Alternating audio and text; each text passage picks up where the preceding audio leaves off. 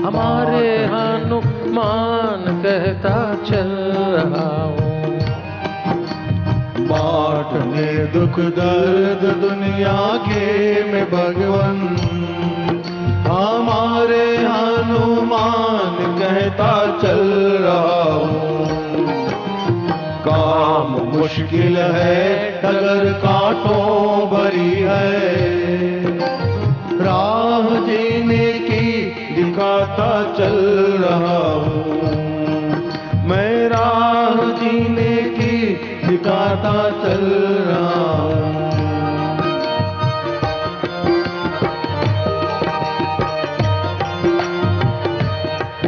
हमारे हनुमान, हमारे हनुमान, हमारे हनुमान, हमारे हनुमान, प्यारे प्यारे प्यारे हमारे हनुमान, प्यारे प्यारे प्यारे हमारे हनुमान, हमारे हनुमान, हमारे हनुमान, प्यारे प्यारे प्यारे हमारे हनुमान, प्यारे प्यारे प्यारे हमारे हनुमान, हमारे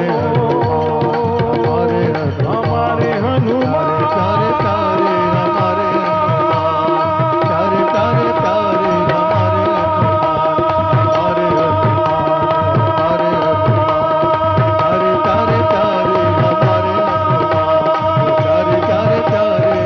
हमारे हनुमान, प्यारे प्यारे प्यारे हमारे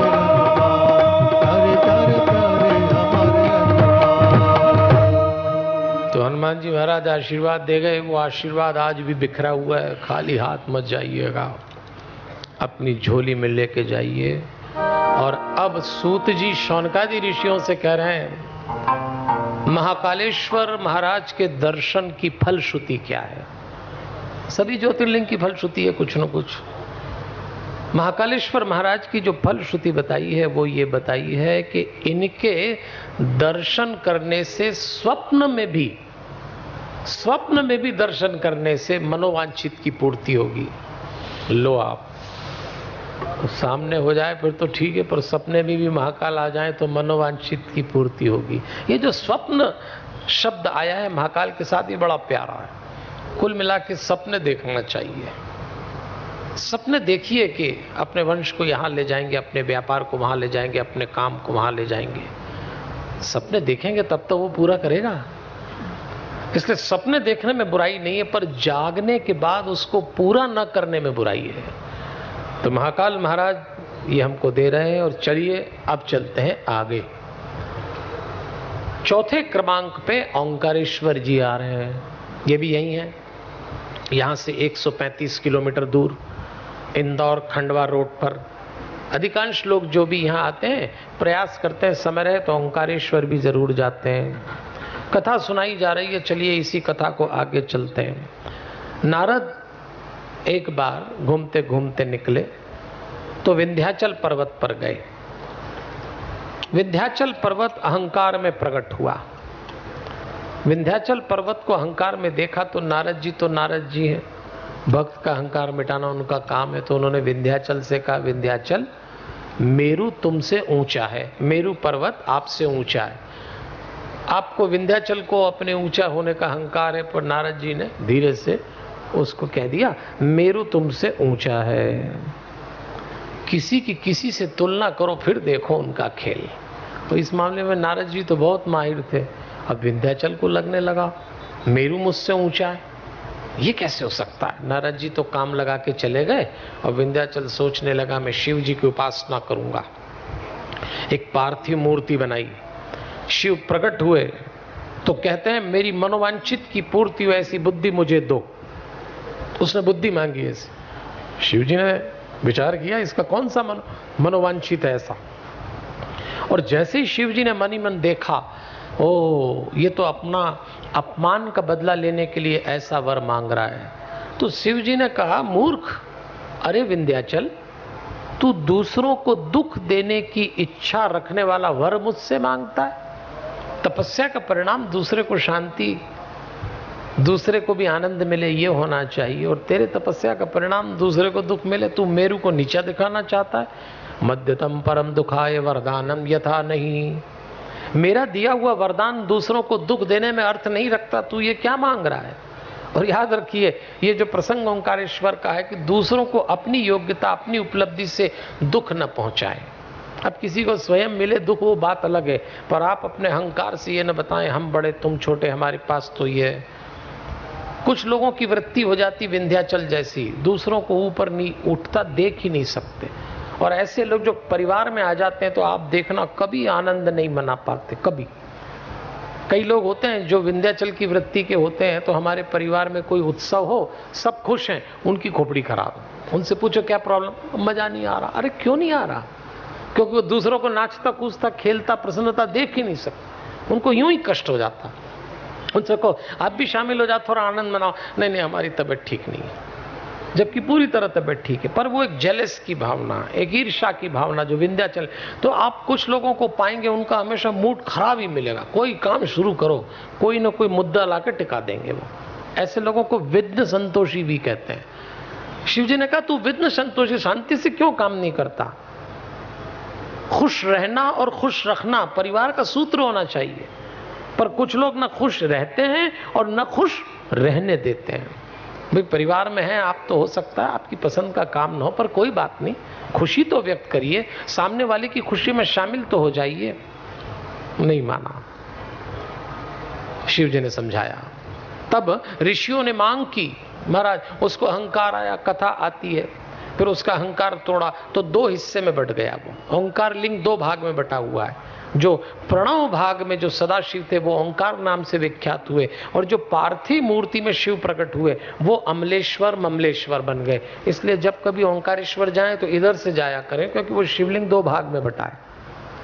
इसकी फलश्रुति के लिए ऐसा कहते हैं कि इसके दर्शन करने से ऐसी बुद्धि प्राप्त होती है जो दूसरों का अहित नहीं करती, हित करती। ओंकारेश्वर के दर्शन करने जाएं तो उनसे ऐसी बुद्धि मांगना कि हमसे कभी कोई काम ऐसा ना हो जाए कि दूसरों को दुख मिले। अब किसी को मिल रहा हो अपने आप तो उसमें को आप कुछ नहीं कर सकते, पर आप अपनी ओर से कोई काम ऐसा ना करें, ये फलश्रुति है। अब आता है पांचवा क्रम, केदारनाथ। तो केदारनाथ उत्तराखंड। अब केदारनाथ तो उसकी महिमा वो कहाँ है ये बताने की जरूरत है ही नहीं, उन्होंने ही बता दिया एक ही बार में। तो केदारनाथ पे अब क्या बोले, लेकिन केदारनाथ की कथा है कि विष्णु भगवान ने एक अवतार लिया नर और नारायण के रूप में। नर और नारायण के रूप में भगवान विष्णु ने अवतार लिया, बद्रिकाश्रम में तपस्या की, पार्थिव शिवलिंग बनाया, रोज पूजा की, तो यहीं प्रकट हो गए दोनों बंधुओं का निवेदन स्वीकार करके शिव जी। ये नर और नारायण की कथा देवी भागवत में बड़े विशाल रूप में आती है। ये केदार महाराज के दर्शन करने के लिए थोड़ी कठिनाई होती, क्योंकि ऊपर चढ़ना पड़ता है। लेकिन भगवान अपने भक्तों से कहता है ऊपर चढ़ने की तैयारी रखो। ऊपर चढ़ने में बड़ा परिश्रम लगता है, एक तो पहुंचने का, दूसरा गिरने का डर। दो डर एक साथ होते हैं तब जीवन में सफलता मिलती है। ये ज्योतिर्लिंग हमको ये सिखाता है सज्जनों देवियों। और इसके बाद अब छठवा आता है भीमाशंकर। ये जो भीमाशंकर नाम का ज्योतिर्लिंग है ये महाराष्ट्र में है, नासिक से लगभग 100-125 किलोमीटर दूर, थोड़ा पहाड़ी पे जाके है भीमाशंकर। भीमाशंकर के नाम से आसाम में भी एक जगह बताते हैं, कोई नैनीताल में भी बताते हैं, पर मान्यता महाराष्ट्र की ही है। महाराष्ट्र के भीमाशंकर की कथा सुन लें पहले। भीम नाम का एक राक्षस था, उसने इतना आतंक फैलाया कि उसको मारने के लिए शिव जी आए। अब ये भीम कौन था? ये कर्कटी नाम की राक्षसी का बेटा था। कर्कटी कौन थी? विराट की पत्नी। विराट कौन था? एक राक्षस था जिसको राम जी ने मारा, राम कथा में आता है। राम जी ने उसको मार डाला तो उसकी पत्नी कर्कटी को रावण के छोटे भाई कुंभकर्ण ने हरण कर लिया। तो कुंभकर्ण से कर्कटी को जो संतान पैदा हुई उसका नाम रखा भीम। ठीक है, कहानी समझ में आ गई। कभी कभी पुराण में रिश्ते ऐसे होते हैं कि हम बहुत अधिक समझाएं तो भी समझ नहीं आता कि ये इसकी पत्नी, वो उसका बेटा, ये इसका काका, उसका बाप। तो आप रिश्तों में मत उलझना। अपने आजकल के रिश्ते तो नाम याद रहते नहीं लोगों के, अब ये पुराण के चक्कर में आप बिल्कुल मत पड़ना। सीधी सी बात है, करकटी के बेटे ने अपनी माँ से पूछा कि माँ मेरे पिता कहाँ हैं? तो उन्होंने कहा तेरे पिता कुंभकर्ण है। वैसे मेरा विवाह तो विराट से हुआ था, पर विराट के मरने के बाद कुंभकर्ण ने बलात् मेरा हरण किया और उससे तू पैदा हुआ। दुखी तो थी वो, दुखी इसलिए थी कि उसका अपहरण करके कुंभकर्ण ने बलात् संतान पैदा की और पति को मारा था विष्णु ने। दो तरह से परेशान थी स्त्री, एक तो पति मारा गया और दूसरे पति ने बलात्कार किया तो संतान पैदा हो गई। तो बहुत परेशान थी वो स्त्री करकटी। तो अपने बेटे से जब कहानी सुनाई तो बेटे ने कहा तो सबसे पहले कुंभकर्ण तो मारा गया, लेकिन मैं विष्णु से वैर करूंगा क्योंकि राम विष्णु का अवतार था। बस तो उसने आतंक मचाना शुरू किया। इतना आतंक मचाया कि राजा सुदक्षिण थे, उनका अपहरण कर लिया, राजा को बंदी बना लिया। राजा शिव भक्त थे। जब जेल में डाला तो कुछ नहीं था राजा के पास, न शिवलिंग न पूजा का साधन, तो मानसिक पूजा करने लगे। बस पत्नी साथ में थी और मानसिक पूजा की तो शिव प्रकट हुए। शिव ने भीम को मारा और वहीं स्थापित हो गए, तो उनका नाम भीमाशंकर पड़ा। ये कथा है। आइए इस कथा में जो दो पक्ष हैं उस पर विचार करें। पहला पक्ष तो यह है कि करकटी ने अपने पुत्र को इतना विकृत और राक्षस व्यक्ति का बना दिया था। नहीं, वो स्त्री माता के रूप में यदि भ्रमित हो जाए, दुखी हो जाए, तो वो अपनी संतान को अपना दुख डाल देती है। एक संतान दुर्योधन बड़ी योग्य थी, पर पीड़ित गांधारी ने दुर्योधन के भीतर अपनी पीड़ा उतार दी और दुर्योधन विकृत बन गया। अपनी माँ का बदला लेने के लिए वो बस उल्टे ही काम करने लग गया। इसलिए माताओं को चाहिए कि अपने जीवन में कब आपको कितना ही दुख हो, लेकिन अपने दुख की छाया अपने बच्चों के भीतर न उतारिए, क्योंकि दुखी मन शिकायती हो जाता है और शिकायत चित्त अगर आपने बच्चों पे ट्रांसफर कर दी तो बच्चे फिर दुर्योधन या भीम ही बनेंगे। ये वाला भीम। स्त्रियों पे विपरीत स्थिति आती भी पुरुष के मुकाबले अधिक है, ये भी सही है। वो एक संसार छोड़ के दूसरे परिवार में आती है तो उसको 2 बार जीवन जीना पड़ता है। पहली बार तो जब माता पिता के यहाँ जन्म लेके बड़ी होती 20-25 साल तक उसका पहला जीवन है, और दूसरी बार जब वो वापस इस घर में आती है तो उसका फिर नया जीवन शुरू होता है। पुरुष को तो क्या है, जहाँ पड़े हैं वहीं तक निकलना है आखिर तक, उनको कौन सा जाना है, तो उनका तो एक ही जीवन है। लेकिन जब 2 जीवन होना शुरू होता है तो 2 रिश्ते आरंभ होते हैं, उसको निभाना आरंभ होता है, उसकी चुनौतियाँ होती हैं। ऐसे में आपके ऊपर दुख आना स्वाभाविक है। अपेक्षाएं जो होती हैं वो पूरी नहीं होती। आपको उम्मीद होती है, हर स्त्री एक सपना लेके आती है, मेरा स्वप्न पूरा होगा, मैं इस परिवार में आऊँगी, और फिर पत्थर चालू होते हैं तो सपने टूटने चालू होते हैं। तो फिर क्या करेंगे? क्या उस दुख को, उस पीड़ा को अपने बच्चों में उतार देंगे? ये भूल कर गई करकटी। ये भूल नहीं करना चाहिए। अपने दुख का निदान निकालिए, भगवान से अपने आप को जोड़िए, पर अपनी संतानों को इस बोझे से बचाइए, क्योंकि माँ के शरीर से हमेशा जो एनर्जी निकल रही है, बच्चे चाहें या न चाहें ले ही लेंगे। ये दुनिया का मेडिकल साइंस भी स्वीकार करता है।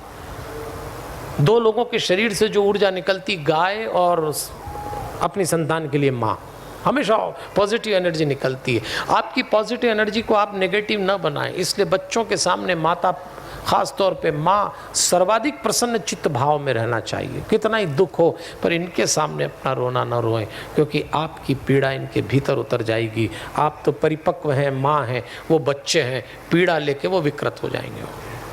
इसलिए बहुत सावधान रहिए। आपका कितना ही मूड खराब हो, आपको कितना ही ठीक नहीं लग रहा हो, पर इनके सामने सावधान रहिए। एक तो कथा ये कहती है, और दूसरी ये कि राजा सुदक्षिण ने जेल में कोई साधन नहीं होने के बाद भी शिव उपासना ऐसी की कि शिव प्रकट हो गए। इसलिए परमात्मा को पाने के लिए बहुत अधिक साधन की आवश्यकता नहीं है।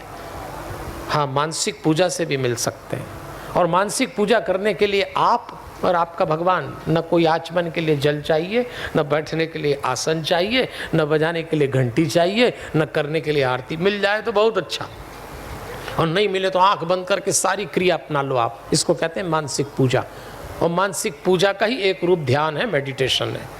तो करिए मानसिक पूजा। मिला सुदक्षिण को, हमको भी मिलेगा। अभाव की स्थिति में, इसको कहते हैं अभाव का आनंद, जो सुदक्षिण ने भोगा। हम लोग को सीखना चाहिए, हम भक्त लोग हैं, जीवन में प्राप्त हो जाए और आनंद उठा लें ऐसा तो सभी करते हैं, पर जीवन में अप्राप्त हो और आनंद उठा लें तब कहेंगे कि आपने भक्ति की। इसको अभाव का आनंद कहते हैं। आपको नहीं, जैसे अभी जो लोग हनुमत धाम में ठहरे हैं, कितने मीठे तरीके से मुझसे झूठ बोल देते हैं कई लोग तो। हा, मैं पूछता हूँ कोई तकलीफ नहीं? नहीं, सब बढ़िया चल रहा है गुरुजी। मुझे मालूम है टॉयलेट चौक हो गया होगा, पानी आया नहीं होगा, एसी बंद हो गया होगा, क्या क्या नहीं हुआ। अच्छा, मुझे इसलिए मालूम है कि मेरे यहाँ भी हो रहा है, इसलिए मैं मान के चलता हूँ कि आप क्या हो ही रहा होगा। लेकिन अभाव का आनंद है। कोई ये नहीं कहता कि बहुत तकलीफ है हम जा रहे हैं, क्या जो चल रहा है बढ़िया चल रहा है। ये भक्त के लक्षण है। इसलिए अभाव का आनंद परमात्मा तक हमको पहुँचाएगा। ये जीवन में कभी भी हो सकता है। यही नहीं, आप जब अपने घर में हो तब भी घटना घट सकती है, अभाव हो गया उस बात का, लेकिन आनंद मत छोड़िए। नहीं है उसका भी मजा है, और उसी में सुदक्षिण भगवान को प्राप्त कर गए। ये भीमा शंकर की कथा है। चलिए, छठवें उसमें हमने भीमा शंकर को देखा। अब सातवें ज्योतिर्लिंग की ओर चलते हैं, और सातवें ज्योतिर्लिंग की ओर का नाम है काशी विश्वनाथ। इस पे तो खूब लिखा जाता है। इसकी महिमा तो आप भी जानते हैं सज्जनों देवियों, बनारस में, उत्तर प्रदेश में खूब जाते हैं। लेकिन इसकी कथा बड़ी दार्शनिक है। मैं लंबी कथा नहीं सुनाऊंगा, लेकिन उसका जो फिलोसॉफिकल पोर्शन है वो निकाल लेते हैं, वो बहुत काम का है। जब कभी काशी जाएं, काशी विश्वनाथ के दर्शन करें, उस धरती पे घूमें, तो आपको बड़ा आनंद आएगा। सबसे पहले परमेश्वर एक थे, दार्शनिक कथा है। इस संसार में इसके बनने के पहले परमेश्वर एक थे। उनकी दो होने की इच्छा हुई तो वही सगुण रूप से शिव बन गए, और फिर वही शिव पुरुष और स्त्री दोनों रूप में प्रकट हुए। पुरुष का नाम था शिव, स्त्री का नाम था शक्ति, और दोनों वहाँ रहने लगे अदृष्ट भाव से कि कुछ करें। फिर विचार किया कि अपन पुरुष और आप स्त्री, पुरुष और स्त्री हैं तो चलो सृष्टि का निर्माण करें। सृष्टि का निर्माण करने के लिए कोई स्थान ढूंढें, तभी आकाशवाणी हुई। निर्गुण परमात्मा ने आकाशवाणी की कि तुम दोनों तपस्या करो तो सृष्टि का विस्तार होगा। तो उन दोनों ने पूछा, जो पहले पुरुष और पहले स्त्री, जो शिव और शक्ति थे, कि हम तपस्या करें तो कहाँ करें, स्थान बताइए। तो उनको बताया गया कि ये जो स्थान है, हमारे तेज से 5 कोस लंबे चौड़े नगर का मैंने निर्माण कर दिया, तुम लोग इस नगर में जाके तपस्या करो। ये वही स्थान था जहाँ विष्णु ने तप करके जल की धाराएं निकाली, उस जल में सोए। पहले दिन हम कथा सुने जहाँ विष्णु नारायण के नाम से जाने गए। तो ये तपोभूमि थी जो बाद में काशी बन गई, और इसीलिए शिव ने कहा मुझे काशी बहुत प्रिय है, क्योंकि सृजन यही हुआ है। इसलिए शिव कहते हैं किसी का समापन भी यहाँ हो जाए तो उसका आनंद ही अलग है। तो वो सृजन की भूमि है, वो क्रिएशन की जगह है, जिसको आज काशी के नाम से जानते हैं। बस अभिमुक्त लिंग के रूप में भगवान वहाँ स्थापित हो गए, और वो भगवान काशी विश्वनाथ कहलाए।